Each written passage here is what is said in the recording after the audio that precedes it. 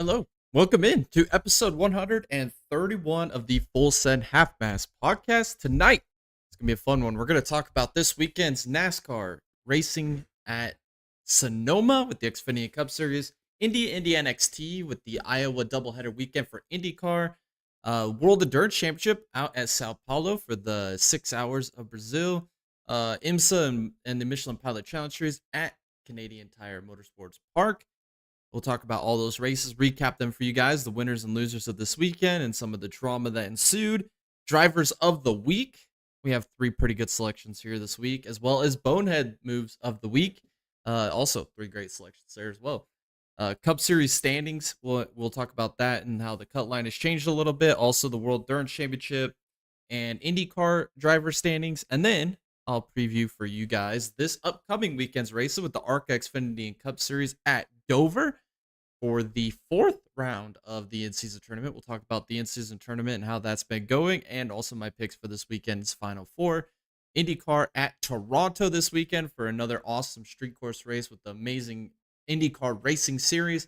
Notable entries on this week's list as well, and all of my picks, favorites, and dark horses going into this weekend, as well as my NASCAR fantasy lineup to catch you guys up to how I'm thinking going into this weekend's races at Dover. Alrighty. First off, though, got a little bit of news.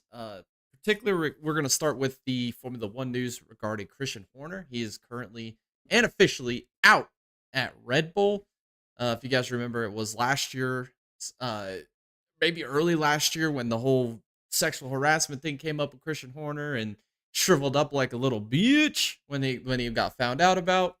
The performance of Red Bull, I feel like from that moment forward has been a question mark. Max Verstappen this year been completely putting that team on his back and carrying it to the promised land. They've went through a plethora of drivers in that second Red Bull seat, from Perez to Liam Lawson, now to Yuki Tsunoda, and who knows how long Yuki's got left in that ride. The Helma Marco is just, I mean, there's just so much drama centering that Red Bull team. They finally dropped Christian Horner. Rumors keep swelling, loud noises, big time thought tanks and everything going into, oh, Max Verstappen and Mercedes, Max Verstappen and Mercedes. You see it all over the internet. My X feed filled with it daily, day in and day out. I don't know if any of that will come to fruition or any of that's true. If he continues to stay with Red Bull, or if he does jump ship to like a Mercedes per se, or I don't know what other team would even be open. I doubt he'd ever go to McLaren. It's hard for me to say I'm going to Mercedes with George Russell and Antonelli there. Ferrari seems like their lineup's pretty stable, so it looks like Red Bull's really the only place for him to stay, unless I guess you'd be considered a lateral move or a downgrade if he left Red Bull.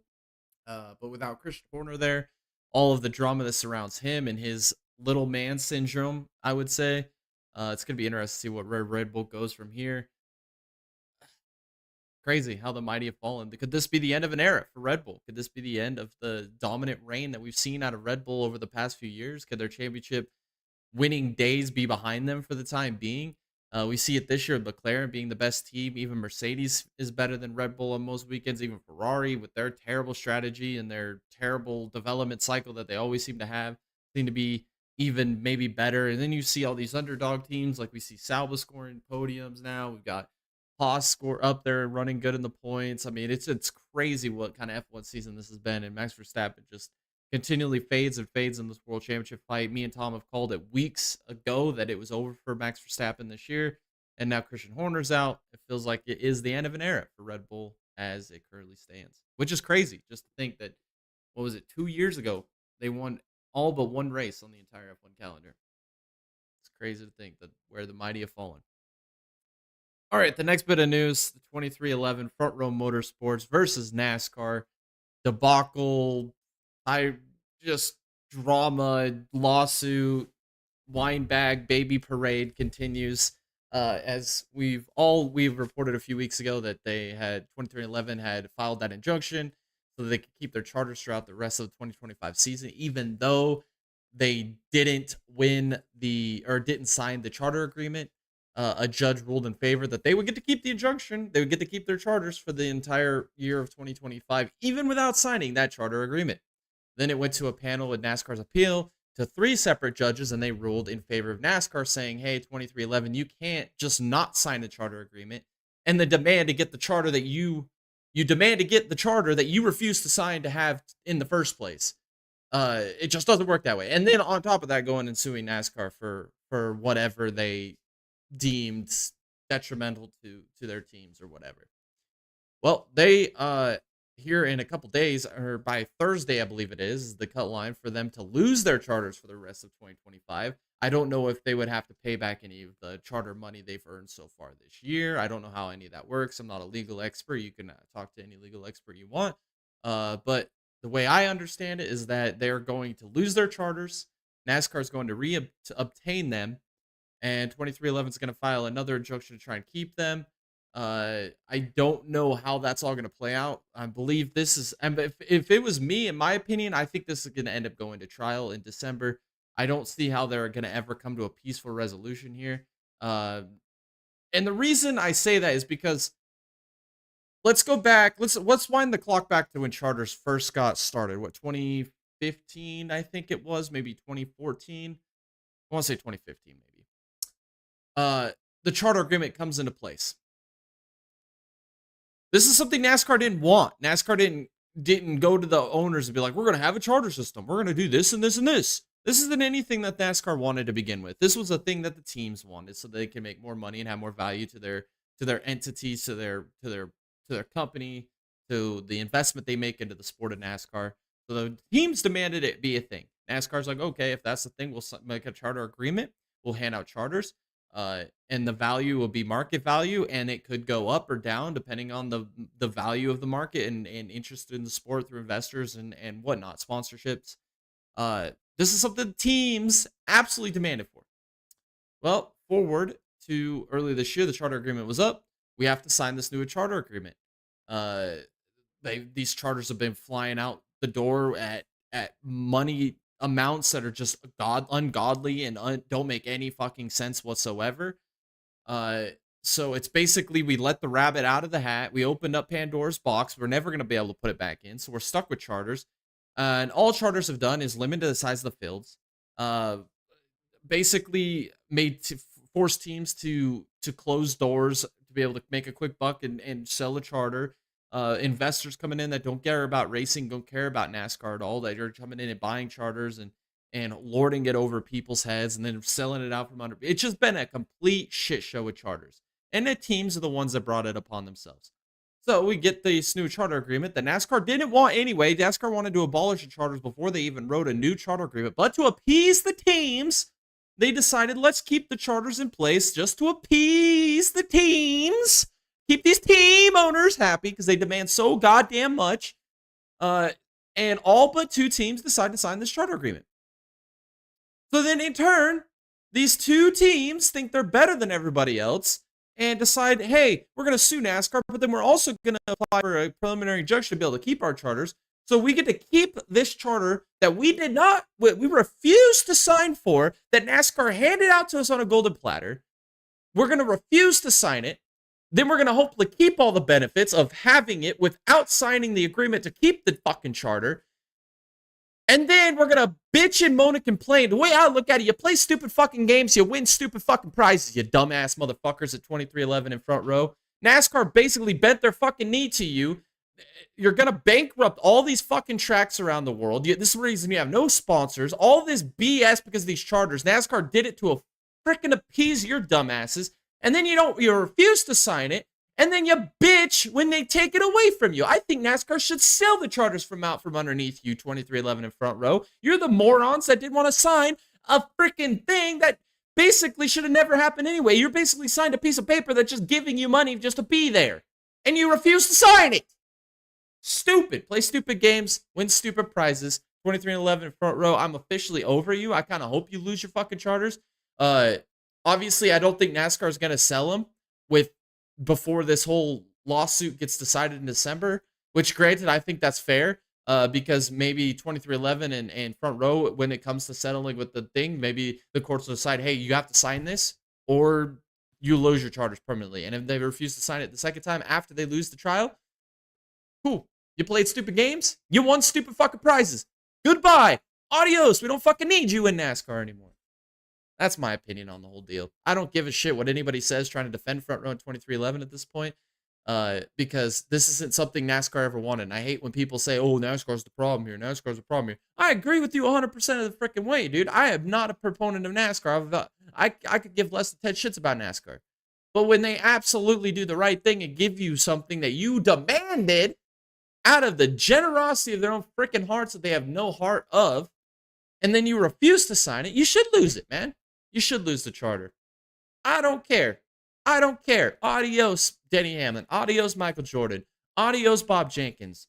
Go find somewhere else to go and hang out and try to freaking be a money hungry whore over.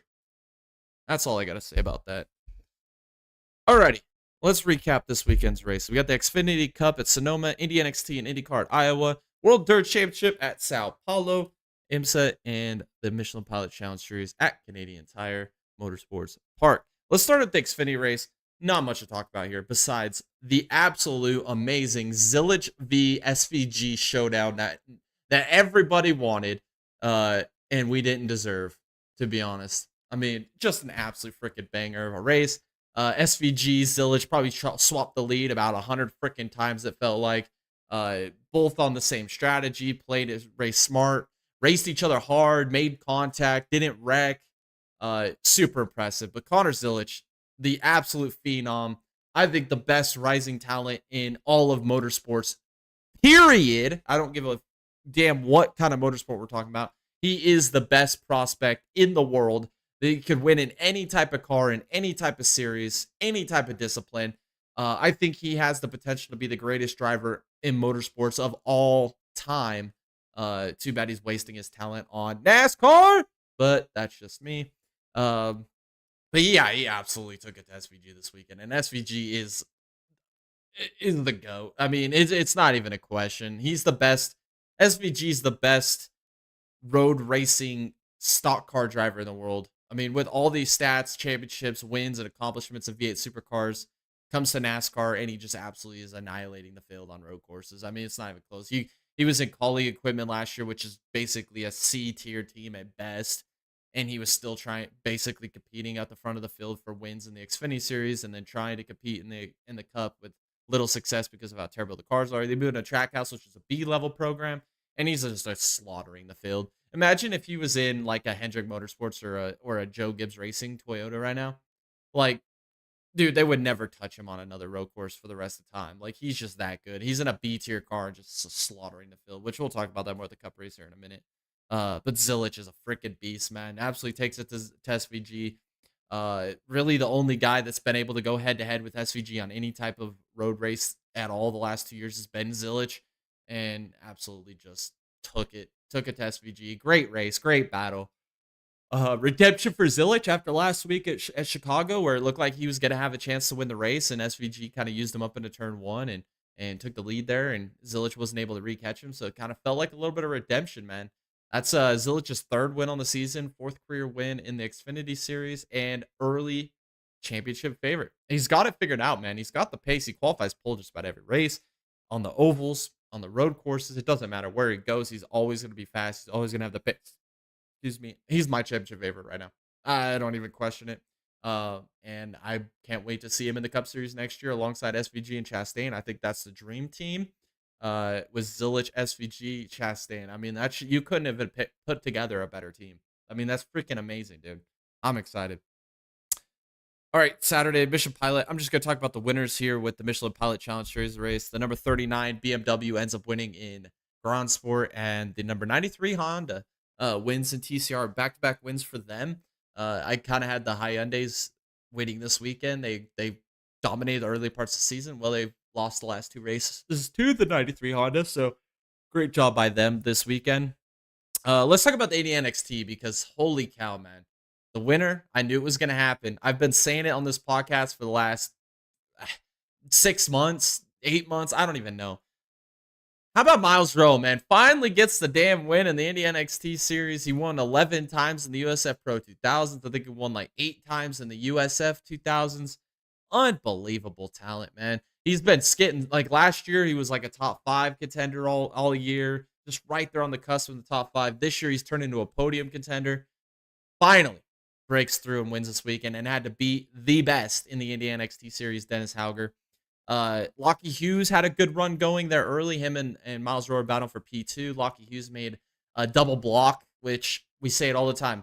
And this should be the rule with all racing, right? You get one opportunity to block, you can't double move. Lockie Hughes decided to make a double move on Miles Rowe. Miles Rowe made contact left rear. It was left front to right rear, or right front to left rear tire contact between Miles Rowe behind Lockie Hughes. They give Lockie Hughes the penalty. Sends him to the pit lane with a drive-through penalty. Ended his chances of winning this race. Also, do you want to talk about excuse me, Escoto with the incredible save he had on that restart? I mean, the field kind of checked up a little bit. He had a lot of throttle applied. He full left, committed to that inside wall off of 4. Somehow corrected it, got it back straight again, and was able to get it back on track. You came like that close from the wall. Incredible save by Escoto. If you guys haven't seen it, coming off that wreck last week where he was up in that airborne crash there at Mid Ohio. Comes to this track and has one of those pants change code brown moments on that restart. But incredible, man. How about Miles Rowe? I think he is a legit IndyCar competitor here in a couple years. I think he'll probably have one more good year in Indy NXT. I think he'll be the championship favorite going into next year. I think he can win more races this year. I picked him as a dark horse all freaking year long. Even last year, I picked him just about every race as my dark horse. He's just an exceptional talent. I think he's got a lot of room to grow as a driver. I feel like he's figured it out at this point. He's just fun to watch. I think we're going to see big things out of Miles Rowe here for the rest of this season and then going into next season. He will be my 100% championship favorite going into 2026. All right, Saturday, the first leg of the doubleheader for IndyCar at Iowa Speedway, the Seek 275. Colton Herta, off the initial start of the race, ends up having a little bit of a spin. Typical Colton Herta. I mean, that 2016, that Andretti team has just been an absolute thorn in the side of themselves all the last 2 years. I mean, whether it be pitch strategy failures, Colton Herta making mistakes, jumping out of the car at the Indy 500 with the best car after a little bit of nose contact, just bad pit sequences where they try to go for an overcut and it doesn't work when you should have done an undercut, and vice versa when you do the undercut when you should do the overcut. Just pit road mistakes with loose wheels and slow pit stop. Just terrible. Herta making mistakes. They make another mistake here. Just the type of year and a half that Colton Herta has had. It continues with this incident here in the Sync 275. We got to talk about Kyle Kirkwood here for a minute. Championship contender. I think the championship is over for Kyle Kirkwood. He's not winning it this year. Congratulations, you had 3 wins. But the disqualification at Indy 500, and then you have a race like this with the mistake, which didn't really look like a mistake. Let's put this in perspective. It looked like he had a part failure. He was about halfway through the corner, and the car just took off right on him. It was a part failure. But again, this is an Andretti problem. Andretti is not primed or ready to take that step to compete for a championship, and they just proved it again this weekend with Kirkwood. They completely, whatever mechanical failure they had, it ends their entire championship season. They are way too far behind now. Pelot just keeps opening up the lead. Good job, Kirkwood. I mean, what are you gonna do? You're against the team that's just been so dominant with the best driver on planet Earth right now. I mean, what are you gonna do? You're not gonna compete with Alex Pelot. Rest in peace to Kirkwood's championship opportunities. We do got to talk about Penske. I think Penske's championship, their championship was never up for grabs this year anyway. But their chance of winning a race, I think it's over. If it didn't happen this weekend, which I said was, you had this doubleheader at Iowa because they're really good on the ovals, and then you also have Milwaukee later this year, and I was like, those are the only chances that Penske has to win a race this year. Well, it didn't happen this weekend. Newgarden, it looked like, had the best car in both races, specifically in race number 1. He was dominant, just absolutely dominant. It was set off to win the race until the final pit sequence. Otto Ward does an overcut, gets off pit road just in front of Newgarden, barely cleared. I mean, we have less than a car length between the cars coming off pit road. Um, and Pat O'Ward takes advantage of him and has the lead. Newgarden with a better long road car. It seems like Newgarden maybe was able to have enough car there towards the end to maybe repass Pat O'Ward. But in all great ways, in racing gods, how they predict winners sometimes, or how they pick a winner of a race, Nolan Siegel ends up wrecking late in the race, which coincidentally happens to be an Arrow McLaren teammate to Pat O'Ward. Get your tinfoil hats out. No, I'm just kidding. I don't think it was anything intentional, but it sets up a late race restart. And Newgarden was never going to get Pat O'Ward on a short stint like that when they're all basically in a arrow line, arrow blocking. Newgarden tried it a few times on the outside, was just never going to be able to make the pass. But Pat O'Ward gets his first win of the 2025 season. Wins on the oval at Iowa. He won last year at Iowa. He wins again this year at Iowa. Great run by Pat O'Ward this weekend. Shout out race one to Christian Rasmussen. Ends up P6 in race one. That was another fantastic performance on an oval. He is 100% a threat on ovals, which is surprising because of how dominant he was when he was in Indy NXT on the road and street courses. He moves over to IndyCar, and he doesn't have that pace on the road and street courses, but on ovals, he's just been really good. It's kind of weird how that happens, but he finished P6 in race one, so congratulations to him. I was my dark horse pick going into the weekend, and I figured maybe a top 5 would be a good result for him. P6, just as good, man. Great job by him this weekend. All right, we got to talk about let's talk about the second IndyCar race. Let's just do that next. The IndyCar Far to Finish 275. This was the Sunday edition of the doubleheader. I want to talk about Devlin DeFrancesco absolutely losing talent with his race car on lap 1. Spins out, tags Scotty back with his rear wing, hits the wall, takes Scotty McLaughlin's rear wing off as well. Ends up basically derailing Scotty Mac's race. I think he went multiple laps down. DeFrancesco, his race was done as well. So that sucks. Just again, the Penske horrific season continues. And what's funny is I talked about Kirkwood with his mechanical failure on Saturday and wrecking that race car. Same thing happened to both teammates on Sunday. Marcus Ericsson was the first one up. He ends up having a part failure, ends up hitting the walls. Very similar, very, very similar to Kyle Kirkwood from Saturday. He does that on Sunday. And then, excuse me, the Andretti cars, they had to go for the trifecta, the hat trick, and Colton Herta did the same thing. Very similar to both Kirkwood and Ericsson. Ends up hitting the wall with a part failure. So, I don't know what's up with Andretti. It looked like they were primed to maybe take Kirkwood that next step and maybe fight back in the championship. That gets all completely derailed this weekend. And then also on top of that, Herta and Ericsson both have the same kind of issue. So maybe the moment was too big for Andretti. Andretti needs to take the next step. Who would have thought coming into the year that the race would be between Ganassi, which I guess that would be one of your favorites, and then Arrow McLaren. But no Andretti and no Penske this year. I mean, it's just, I'm trying to wrap my brain around it. It just makes no sense. If I would have thought it would have been a battle between Penske and Ganassi, and then like maybe an Andretti outside shot could potentially win it. But right now it's Arrow McLaren, whether we go with Pat O'Ward or Christian Lundgaard, and then it's Dixon or Pelot. You know, it's really what the battle is. Chevy with their first win of the year this weekend with the Pat O'Ward win on Saturday. And then Pelot masterclass. I don't even know how else to explain it. There's nothing really else to say about the IndyCar race on Sunday. It was a Pelot masterclass. He out-strategized everybody, outpaced everybody. And at the end of the race, there's just nobody had anything for him. It was just unbelievable what Alex Pelot can do.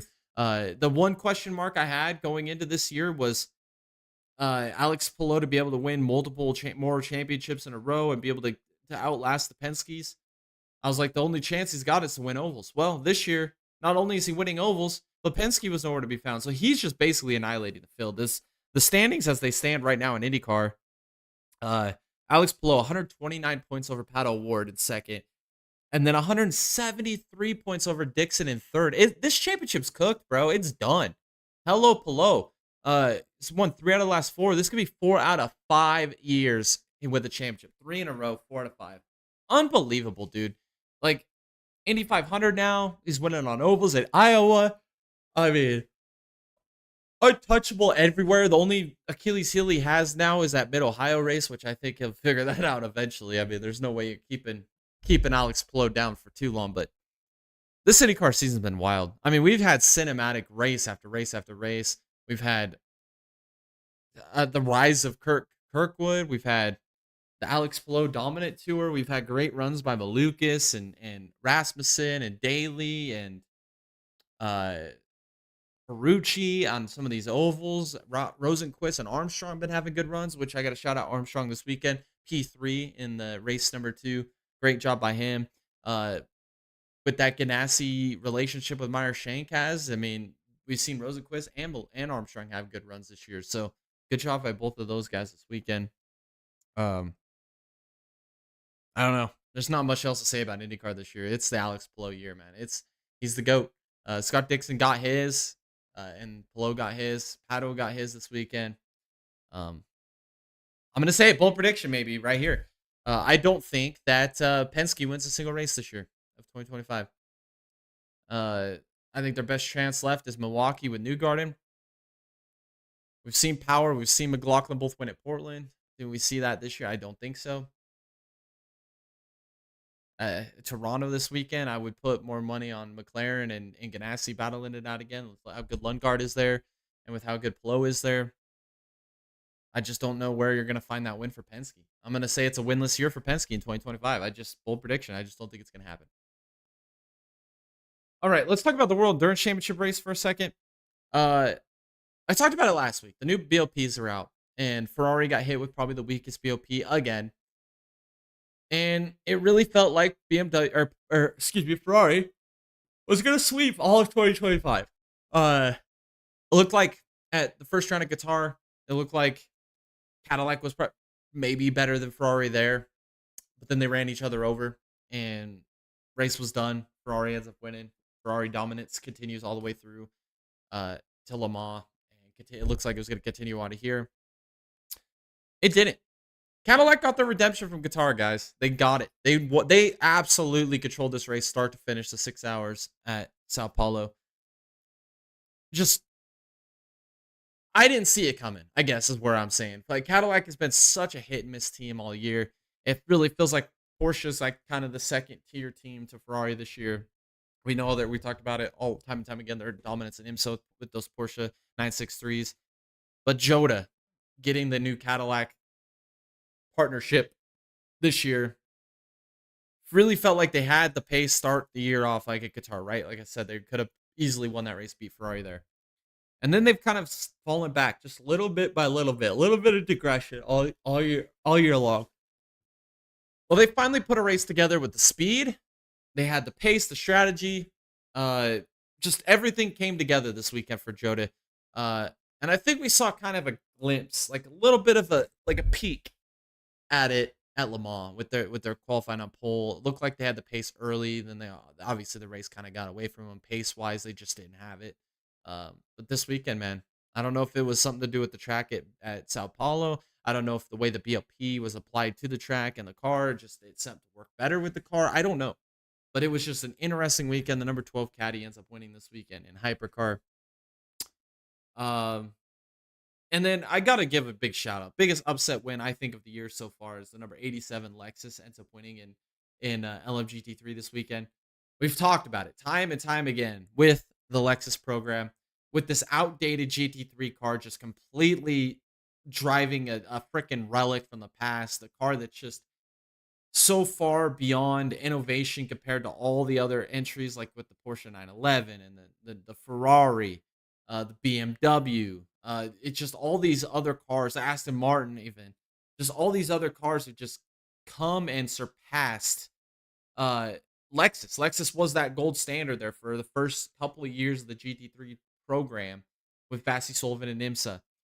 And then once the other teams started developing their new GT3 cars and more of them came in, and the more they had time to develop and test these cars, they've outdated that Lexus car. The Lexus car is just really far beyond development. It's not a lot you could do with it. Rumors 2027 may be perhaps the new Lexus car. Let's see how that plays out. But this year they've made big strides. Vassar Sullivan has said it many times that they made big strides. The Lexus team itself has gone in and done a lot of development, engineering, and trying to figure out what they could do to make their cars better and faster and to be able to compete again at the top with what limit they have with this car. They did it this weekend at Sao Paulo, man. Absolute upset win. The number 87 Lexus takes the win. And not only did they just win this race, they absolutely dominated it. I mean, if you really truly watch this race, there wasn't really any part of the race where it felt like they didn't have control of it. Through strategy, through pace, no mistakes. I mean, it was just an unbelievable race by Lexus this weekend. Got to give them a big shout out. I love to see it. I love to see it, especially considering like how bad the World Endurance Championship is completely screwed over Toyota as a whole, Toyota Gazoo Racing, with the absolute just driving that Toyota to the absolute ground, bearing it 6 feet from the edge. And I'm thinking, Creed style, destroying this freaking race car. For them to be able to have like their Lexus program under kind of the same banner, be able to go out there with an outdated car, be able to do what they did this weekend at Sao Paulo is a big underdog motorsports moment, something we should all appreciate and root for in the future, man. It was an awesome weekend for them. All right, let's talk about the IMSA race on Sunday next, the Chevrolet Grand Prix at Canadian Tire Motorsports Park. Let's just say it like this. What did I predict, or what do I always say when it comes to sports car racing? There's always that one adage. If LMP2's racing, watch out. There's going to be a lot of wrecking. It's going to be the show. It's going to be cinema. It's going to be amazing. Got to stay tuned to check it out. That's what we saw this weekend at LMP2. We had the number 2 United, the number 11 TDS, the number 8 of Tower, all having issues, whether they're running off in the grass, hitting a gravel trap, hitting a barrier, whatever it may be. We had all those issues. We do got to talk about George Kurtz. There's a moment in the race when they're running up towards the front and they try to make a pass on one of the Ferrari GTD cars. Ends up just absolutely blowing the corner. I think he drove it in at maybe 2 car lengths too deep. Missed the apex, was about a lane and a half up off the apex. Absolutely just wipes out the Ferrari. Wipes himself out. Collects the number 74 as well as the number 73 Pratt Miller machines. I mean, just absolute clown mode. And then it wasn't even 15 minutes later, dude. George Kurtz just sends it into the outside wall. Bins that race car just to absolute pieces. George Kurtz, bulldozer mode weekend, bonehead of the week nominee. Congratulations for that. The number 78 Forte had a pretty good run going until they end up putting it into the wall. Look what they had. I think it was the Euro Interpol was making a move on him at the time, going to go through him with lap traffic or whatever. 78 kind of went offline just a little bit. Looked like grabbed the marbles, got a little loose, overcorrected, then recorrected, and kind of went straight off into the gravel trap. I do like pulling for this team, the Forte team. It's just unfortunate what happened there. Like I said, the Aorexi was kind of the best car all day. It looked like the number 43 Inter Europol team kind of snookered them there. Dillman took the lead late in that race with about 20-30 minutes to go. Looked like they were sailing off for victory. And then heading into the left-hander down the hill, you just see a big puff of smoke, a little bit of a snap steer, and Dillman is just straight off the track right into the barrier. From the lead with 15 minutes to go, guys. 15 minutes to go. You can't make this up, man. This is LMP2 racing at its absolute finest. Ends up just destroying the race car. It looked like they were going to win. Super unfortunate, man. I mean, I'm a big AO racing fan. I love Puff the Purple Magic Dragon. It's just one of my favorite looking race cars. I love pulling for the team. It was my pick going in. But for them to win it that way, or Inter Europol to lose it that way, it's hard to tell if it was a mechanical issue. It's hard to tell if it was a driver error. I don't know. Just unfortunate there for that team. Excuse me. The number 99 AO Puff the Magic Dragon machine does end up winning the race for LMP2. The number 81 Ferrari ends up winning in GTD Pro, and the number 45 Lambo ends up winning in GTD. I can't remember the last time Lamborghini won in the GT3 class in IMSA. I mean, it's been a long time coming, and they got her done this weekend with the number 45 team. So great weekend for IMSA. The premiere weekend for LMP2, and they absolutely premiered it up, didn't they? It was like the LMP2 class is like ARCA, man. Like, it's just an absolute shit show. You don't know who's gonna win, what's gonna happen. You don't know which car is gonna survive. I mean, all the wrecks are basically LMP2 cars. I mean, it's that's typical LMP2. That's how they always happen. That's how they always go, and that's what we saw this weekend. So unbelievable. Alrighty.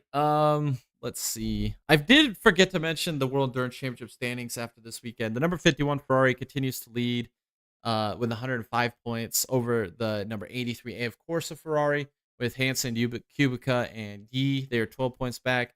And then the number 12 Jota moves up to that third spot in the point standings with Alex Lynn, Nato, and Will Stevens there at 37 points behind the number 51 Ferrari. Let's see. I guess it's time. All right. On Sunday, the Cup Series, the Toyota Save Mart 350 at Sonoma. Let's talk about it. SVG. Shane Van Gisbergen, the Kiwi, absolutely annihilates the field once again. Flips every stage, ends up flipping stage 2 and wins it anyway. Dominant performance. I mean, SVG is the best. I mean, it's not even a question. Yeah, it's not a question. People are just discrediting him completely because I think it's because he's a foreigner and it's America. It's kind of the same thing with like Europeans discrediting Americans in Formula One. Same thing in NASCAR. American fans discredit any foreign drivers here in America. People are saying Jeff Gordon's the best road racer of all time. And they're like, well, SVG racing against Gordon. Yeah, well, Gordon didn't have to race against SVG. That's a double standard there, bud. That's a double standard there, bud. You can't say, oh, SVG doesn't have to race against Gordon, but then again, turn around and say Gordon is the best road racer ever and say, well, Gordon didn't have to race against SVG. That's coming from a diehard Jeff Gordon fan, guys. I think Jeff Gordon is the GOAT in NASCAR history. I think he's the best NASCAR driver to ever race NASCAR. But is he the best road racer in NASCAR history? I don't think so. I think SVG is the best road racing stock car driver in the world of all time. Like at any point in history. He's incredible. In a B tier car as well. Like Gordon was always in an A tier car with Hendrick Motorsports. Tony Stewart was always in an A tier car. SVG's in a B tier car. Annihilating the field. In the most kit car, no parity era of NASCAR. With this crappy Gen 7. And look what SVG can do. And you're telling me he's not the best. He's the quickest guy in the modern era to get 4 Cup Series wins. 34 starts, 4 wins. Unfucking heard of, dude. That doesn't happen. I think it took Jeff Gordon 66 starts to get his 4th win. It took Jimmy Johnson like 69 or 70 something starts for his 4th win. It took Tony Stewart 66 starts for his 4th career win. SVG did it in 34. And everybody's like, oh, but it's all because of road courses. Yeah. I don't care if we're racing freaking figure 8s, dude. A win's a fucking win, bro. A win's a win. Don't matter where it came. It's not like he's not racing against everybody's favorite best race car driver in the world, Kyle Larson. Kyle Larson's been in the field every time. Tyler Reddick, William Byron, Christopher Bell, Denny Hamlin, Joey Logano, 3-time champion, Ryan Blaney, champion, KFB, champion. Beating all of them. Stay mad.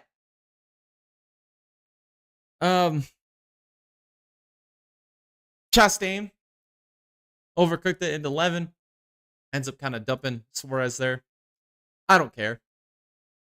I think Suarez is a waste of time, waste of talent. Hack anyway. He could stay mad. We're going to have a real driver in that car next year with the name of Connor Zilic. Can't wait for that. What's the other incident? Oh, we gotta talk about this one. In-season tournament, man. This is funny. I wore my AB hat anyway for this podcast. I thought it's kind of funny. I don't really care. It doesn't really bother me. It whoop de doo. In-season tournament. I'm pulling for Ty Dillon anyway because I think it's freaking badass. He's the 32 seed in this tournament. Final lap, going into turn 11.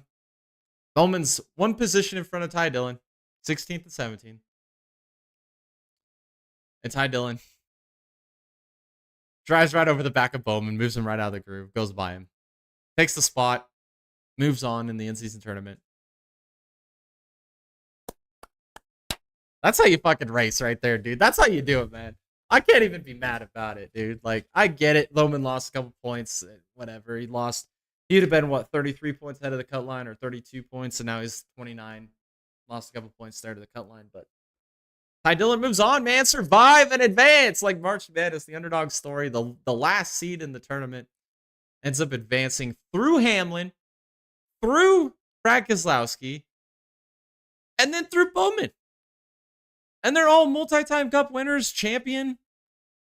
I mean, unbelievable. Now he's got John Hunter Nemechek in the Final Four, which will make our picks here in a little bit. But this in-season tournament's been freaking nutty, man.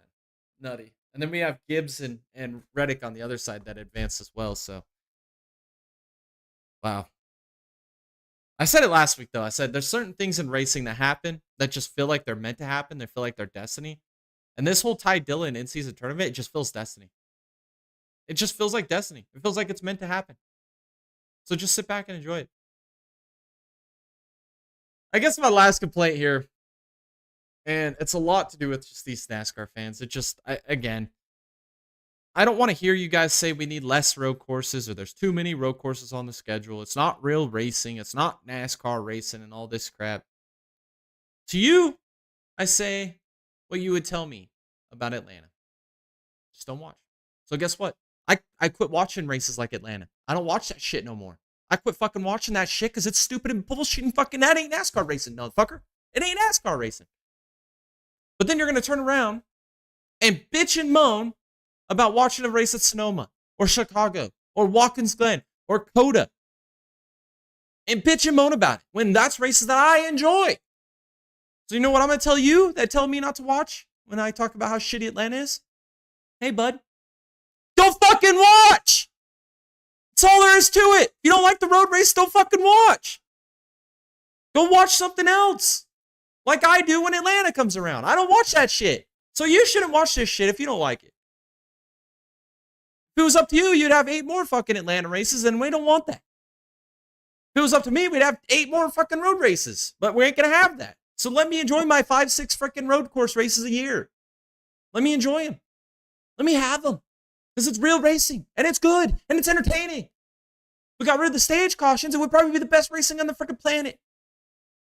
So back off, bud. We need more road courses. Bring Road America, Laguna Seca, Road Atlanta, Canadian Tire, Motorsport. Let's do it. Let's do it. Let's go. Let's run it all. Mexico City, Chicago.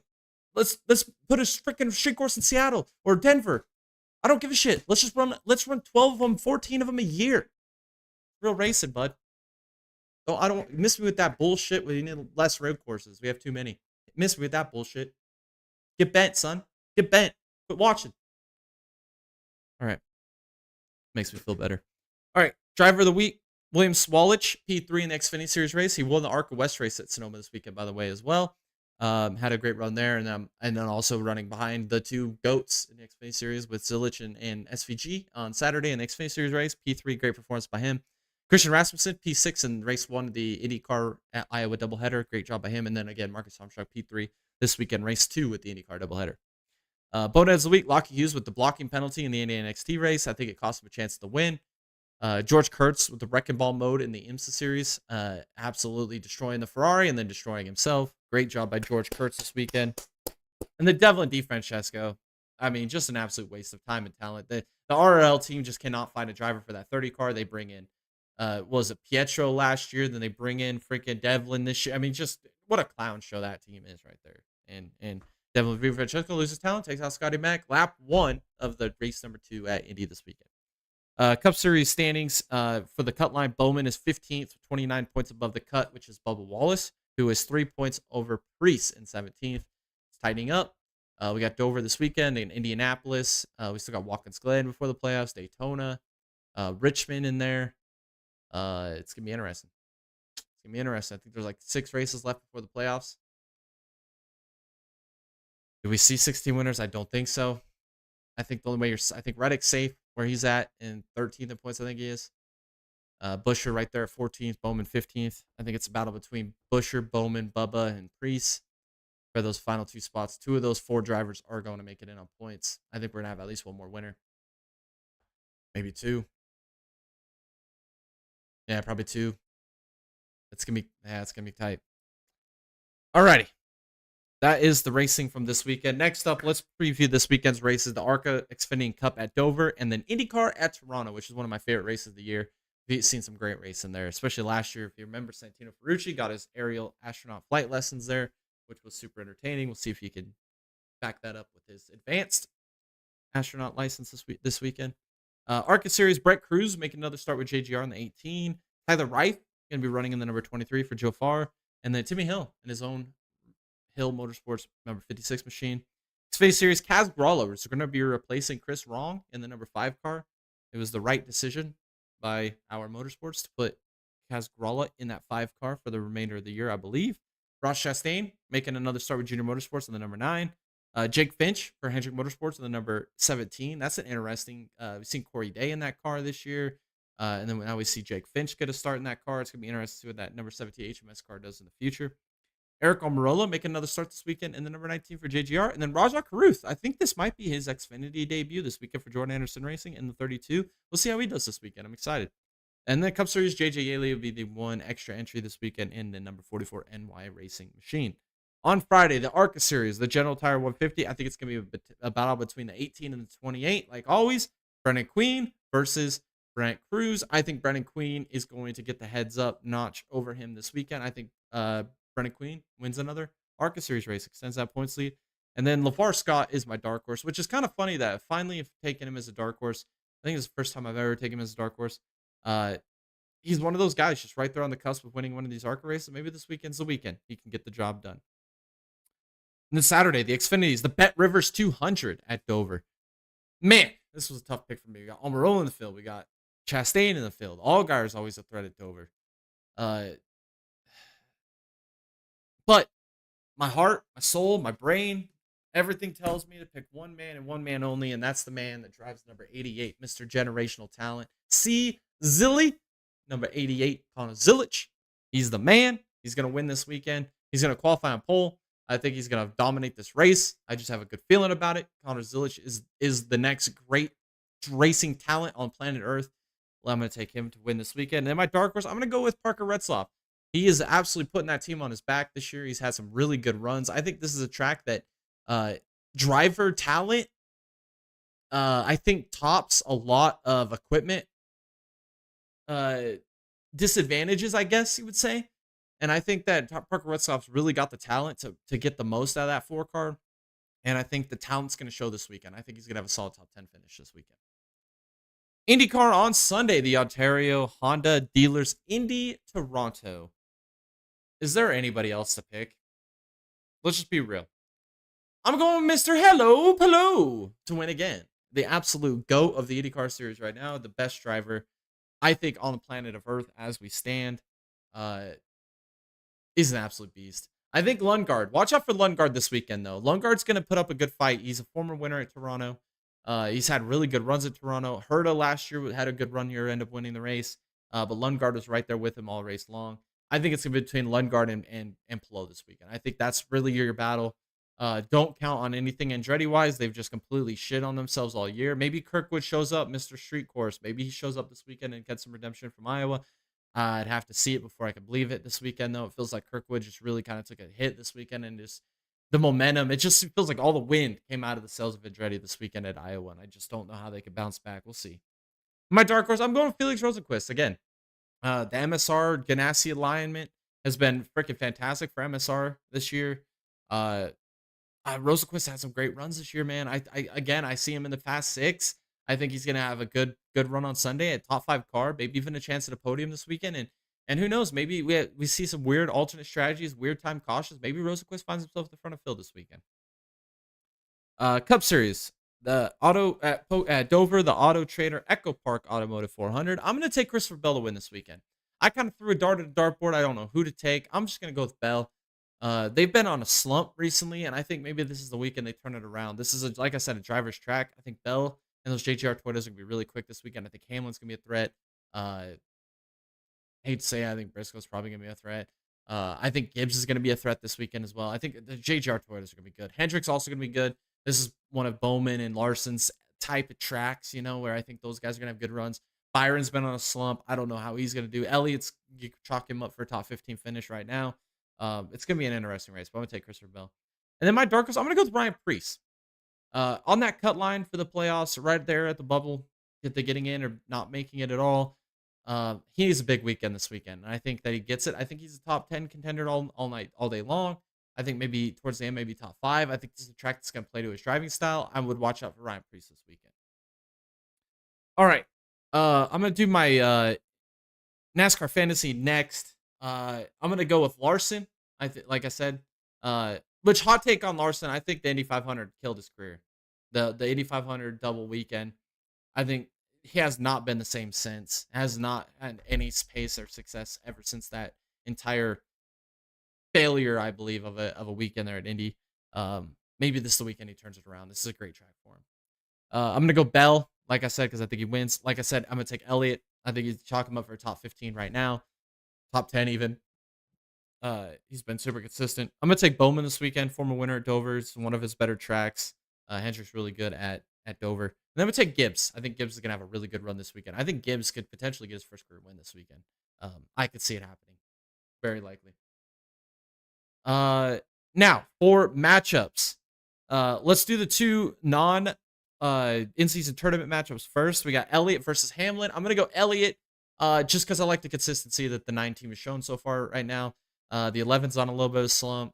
Hamlin win this race? Oh, without a doubt, Hamlin could probably win this race. But I'm gonna take Elliott just with the factor of the consistency he's shown so far this year. Next matchup would be Chastain versus Busch.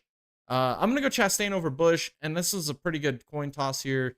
Driver's track, driver talent's gonna show a lot over equipment. I think both of them are gonna have pretty similar type runs. I just have a better feeling about Chastain than I do Busch. Busch just feels like he just finds ways to wreck or not finish a race, or some weird shenanigans happen. So I'm gonna take Chastain over Busch. Next, the next two fantasy picks are gonna be the same as my in-season tournament picks. The two matchups that we have this weekend in the final 4 of the in-season tournament. We have Ty Gibbs, Ty Dillon, and John Hunter Nemechek. I'm gonna go Ty Dillon. I think the dream stays alive. I think he goes to Indy next week as the final champion or final contender for the $1 million in-season tournament challenge championship. I think he takes out John Hunter Nemechek this weekend. It's gonna be a good matchup because John Hunter Nemechek and that Legacy Motor Club team, they've really turned a leaf the last 4, 5, 6 weeks. They've been really fast. But I just think the Cinderella story is alive. It's here to stay, and I just don't see how Ty Dillon's gonna get knocked out. I think they've put all their chips in the middle for this in-season tournament. I think it continues. I think Cinderella continues to the finals next week. Next matchup, this is a good one. I think these are two heavy favorites. Whoever wins this could easily go on to win at Indianapolis, the whole $1 million challenge. I've got Gibbs versus Reddick. I'm gonna take Gibbs over Reddick this weekend. I don't think Red Dick has got anything on Gibbs, the toddler. Like I said, I think Gibbs, man, this team has been fast, really fast ever since Mexico. It seems like Mexico is when the leaf turned. Maybe even Michigan the week before that, where he was contending for the win. I would say probably Michigan was where it turned, and then it had to back it up at Mexico. He had a good run at Chicago, had a good run here at Sonoma. I think that Gibbs is going to advance past Reddick this weekend. I think we're going to get a Ty Dillon versus Ty Gibbs championship round at Indianapolis next weekend. Alrighty. I think that'll do it for this week's podcast. That's everything I had planned to talk about. Everything I had scheduled for this evening. Thank you guys so much for tuning in. If you guys want to follow us on all of our social medias, all of those are in the links are in the description below, as well as on the screen for you guys to go follow us over there. Stay up to date with everything happening on this YouTube channel. Also, a link below to our Discord, the best racing community on the internet. All the news, rumor, dramas, memes, everything related to all motorsports from around the world right here on our Discord channel. Come join, post your own news, interact with other community members, and join the best racing community on the internet. Also, if you guys want to support us even more, we have a merch store. The link is in the description below. Take you to our merch store. You guys can buy you all kinds of Dega Boys swag. Represent the boys on a regular basis. We got hats, we got hoodies, we got t-shirts, we've got bumper stickers, we got coffee mugs, we got water bottles, tote bags, whatever it may be, whatever you're looking for right here on our merch store. Go check that out. All those proceeds continue to help us make bigger, better content for you guys here, especially the weekly podcast on Tuesdays. I think that's it. I think that's all I got. Hopefully you guys enjoyed the races this weekend, enjoyed my rants that I had this week regarding the 2311 Front Row Motorsports versus NASCAR courtroom battle, per se. Some of my hot takes on road racing in NASCAR, as well as some of the cinematic adventures we've seen this weekend with IMSA and IndyCar. And hopefully you guys enjoyed the races this weekend at Dover and IndyCar at Toronto. It should be a good slot of races this weekend for you guys to watch. And comment below some of your picks and favorites and dark horses going into this weekend's races, and maybe some of your thoughts on road racing at NASCAR and the 2311 Front Row versus NASCAR lawsuit.